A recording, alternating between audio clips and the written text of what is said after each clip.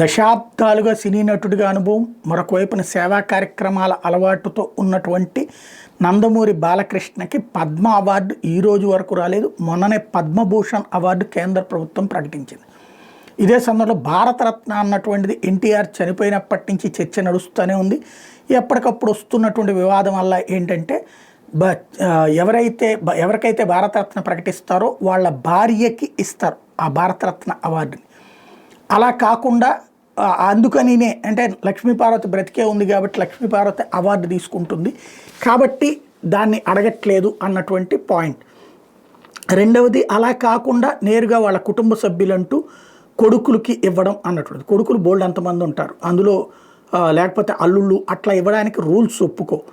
ఇప్పుడు Bharatiya Janata party government వచ్చింది కాబట్టి భారతరత్న ఇవ్వమని ఒత్తిడి చేస్తున్నారు.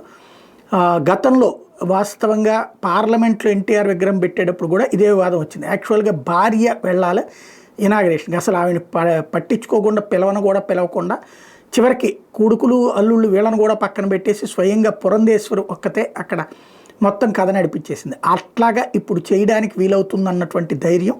రెండవది, భారతరత్న ఇప్పుడు కేంద్రంలో అవసరం తెలుగుదేశం పార్టీ గురించిన అవసరం బీజేపీకి ఉంది. వీళ్ళిద్దరి మధ్యన టర్మ్స్ కూడా బాగున్నాయి కాబట్టి ఇప్పుడు అడుగటం ప్రారంభించారు భారతరత్న అన్నటువంటిది. అందులో అంతకుముందు భారతరత్నలు అంతా కూడా సిస్టమేటిక్గా ఇచ్చుకొచ్చినటువంటి బీజేపీ పద్మశ్రీలు కానీ పద్మ అవార్డులు కానీ ఇప్పుడు కొంచెం దారి తప్పుతూ వచ్చింది. అందులో మొన్న కరెక్ట్గా ఎలక్షన్స్ ముందు ఉత్తరప్రదేశ్లో ఉన్నటువంటి ఒక పార్టీ పాత చౌదరి చరణ్ సింగ్ వాళ్ళ పార్టీకి సంబంధించినటువంటి ఇష్యూస్, వాళ్ళకి సంబంధించిన అక్కడ ఇతర పార్టీలకు సంబంధించిన కొన్ని అవార్డులు ప్రకటించినటువంటి నేపథ్యంలో ఇప్పుడు ఎందుకు ఇవ్వరు అన్నటువంటిది, ఎక్కడో ఆ మారుమూల ఉన్నటువంటి వాళ్ళకి ఇచ్చినప్పుడు ఇక్కడ ఎందుకు ఇవ్వరు అన్నటువంటిది.